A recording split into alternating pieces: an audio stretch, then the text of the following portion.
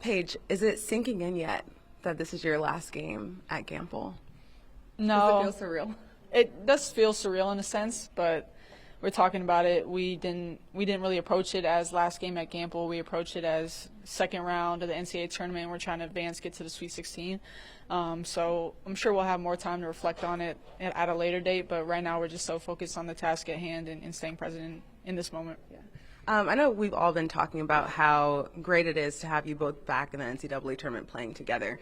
You scored 21 in the first half in the first round. You had 21 in the first half in this game. I don't know if you guys planned that, but how cool is it, and what does it mean to the both of you to be back playing together and have that as a result? It's amazing. I mean, just getting to play in the tournament and then finally getting to play with her, it's special. And I mean, I got to really enjoy watching her play in the first half on the bench. So getting to see her take over the game and, I mean, does what Paige Bueckers does, and it was special to watch. I enjoyed it, so thanks.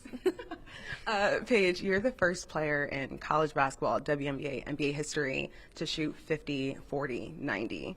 I know how much efficiency means to you. Do you care about that stat? How important is that to you?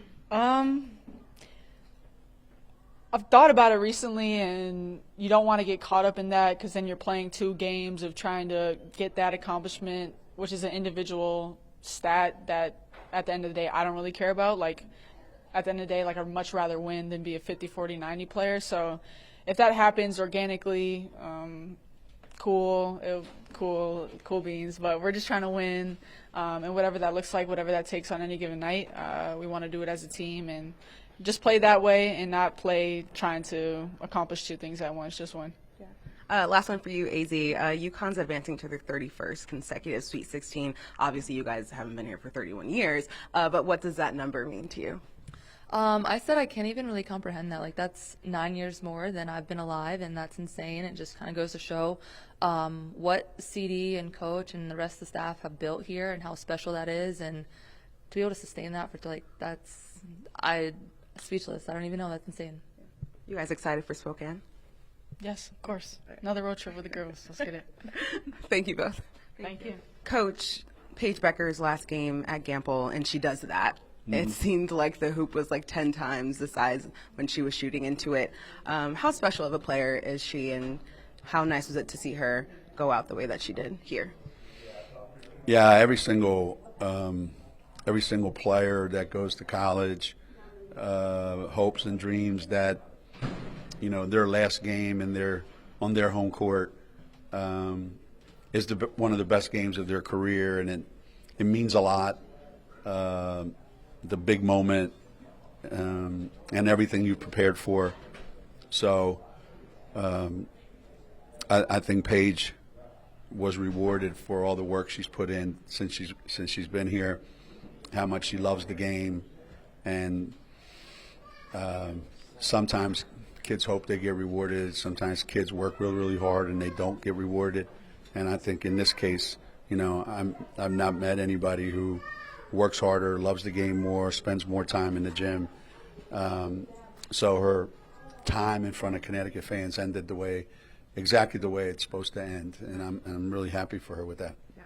So you get 21 in the first half from Azzi the other night in the first round. Yeah. You get 21 in the first half from Paige tonight.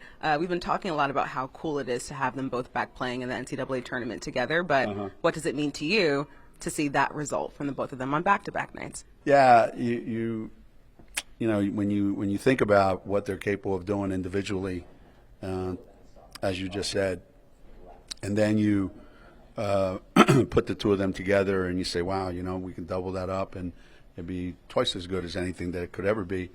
But unfortunately, we haven't seen that enough. And now maybe that's why we had to wait, because now it looks so good watching it, and it gives you a feeling like if those 2 are going to be like that, then anything's possible that we want to do, and maybe we'll get a game where both of them have 25 or 21 at the half, and then we'll be good to go.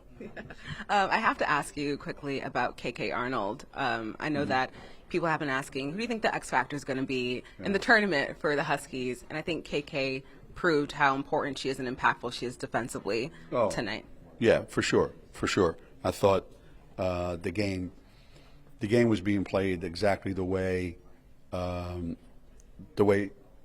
Dakota State wanted the game to be played. And if we didn't get something going, something moving to get the game going in a completely different direction, my fear was it was going to stay like that. And then when we go in at halftime, 25-21, one of those. And when KK came in a matter of 3 or 4 possessions, she changed the entire complexion of the game. And that just goes to show, anybody out there, that it's not about how many points you score. It's not about all that. It's, how impactful you are. And other than Paige, I thought KK was the most impactful player on the floor tonight.